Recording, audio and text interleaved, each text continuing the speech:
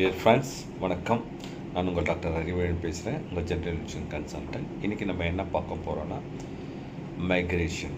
ஒரு பாலிசி இன்னொரு பாலிசியும் நம்ம எப்படி மைக்ரேட் பண்ணுறது வித்தவுட் லூசிங் நம்மளுடைய எந்த பெனிஃபிட்டையும் இழப்பு இல்லாமல் மற்ற பாலிசி எப்படி பண்ணுறதுன்னு சொல்லிட்டு இந்த வீடியோவில் பார்க்க போகிறோம்.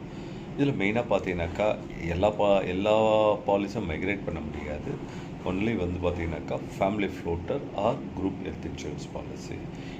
ப்ளஸ் சம்டைம்ஸ் இன்சூரன்ஸ் கம்பெனி ஒரு பாலிசி வித்ட்ரா பண்ணும்போது அந்த பாலிசிலேருந்து இன்னொரு பாலிசிக்கு அதே ஈக்குவலண்ட் ஆர் மோர் பெனிஃபிட்ல பாலிசிக்கு மைக்ரேட் பண்ணிக்கலாம். மைக்ரேஷன்னா என்னன்னு கேட்டிங்கனாக்கா, ஒரு பாலிசி இன்னொரு பாலிசி போகிறோம் வித்தவுட் லூசிங் எனி பெனிஃபிட்.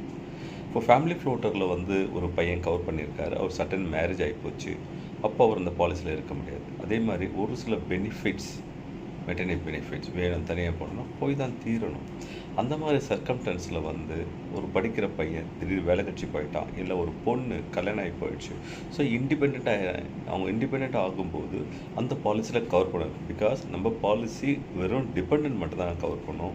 படிக்கிற பசங்க அப் டு 25 இயர்ஸ், ஃபீமேலாக இருந்தால் up to till marriage or employment, பையனாக இருந்தால் 25 வயசுக்கு மேலே அந்த பாலிசியில் இருக்குல்ல.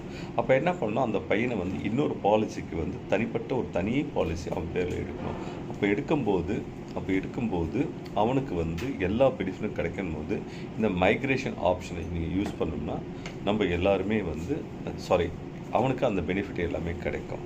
இன்னொன்று பார்த்தீங்கன்னா, ஒரு இன்சூரன்ஸ் கம்பெனி ஒரு பாலிசி இஷ்யூ பண்ணுவான், ஏதோ ஒரு காரணத்துக்காக, ஒரு அதிகமான இழப்பு வரதோ ஏதோ ஒரு காரணத்துக்காக அந்த பாலிசியை இன்சூரன்ஸ் கம்பெனி திரும்ப பெற்றுக்கொள்வான்.